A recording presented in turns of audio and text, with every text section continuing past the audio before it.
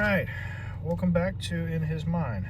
I have to say, daylight savings time kind of threw things in a bit of a blend there, as it always does. Now, I have this one particular topic here that I will start out with a couple Bible verses just to kind of keep it simple. Courage. Joshua 1:9. Have I not commanded you, be strong and courageous? Do not be terrified or dismayed, for the Lord your God is with you wherever you go. 1 Corinthians 16:13. Be on guard, stand firm in your faith. In God, respecting his precepts and keeping your doctrine sound. Quotation marks. Parentheses, excuse me. Act like mature men and be courageous, be strong. That is tied to Psalm 31:24.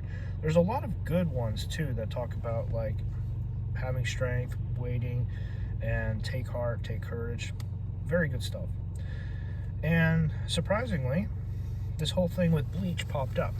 And in the beginning, you kind of see the main antagonist there, Aizen, who you don't really see how important he is until the very, very, very end of everything, which is the 1,000-year Blood War arc, as he helps deal with that antagonist.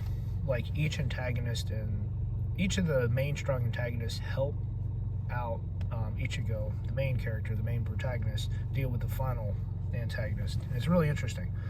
But this speech here,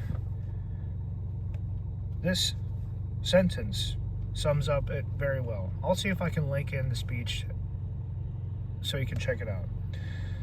If people aren't afraid of death anymore, then they never develop courage to move on in life. It would be a state of absolute stagnation in which nothing is worth living for because you won't die one day and find your peace.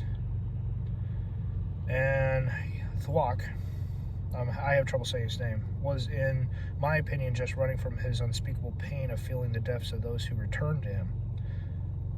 Yeah. So I guess when you're afraid or you're in pain, you're going to be running from that. It happens to so many people where you get stuck in this, and some actually find a way to move on. This is not exactly being biblical, but it does add a visual side to the whole biblical thing, the topics on taking courage and taking heart and not being afraid. I think we all need this to a small degree. That being said, I'll link this little clip down below if you actually care. If not, then it's not going to matter. I have been a fan of Bleach for a very long time. You know what? I think I'll link this under old memories, because this is not new. This has been around the block for a while. And without fear, there's no need for courage. That's the final thing I want to leave with you.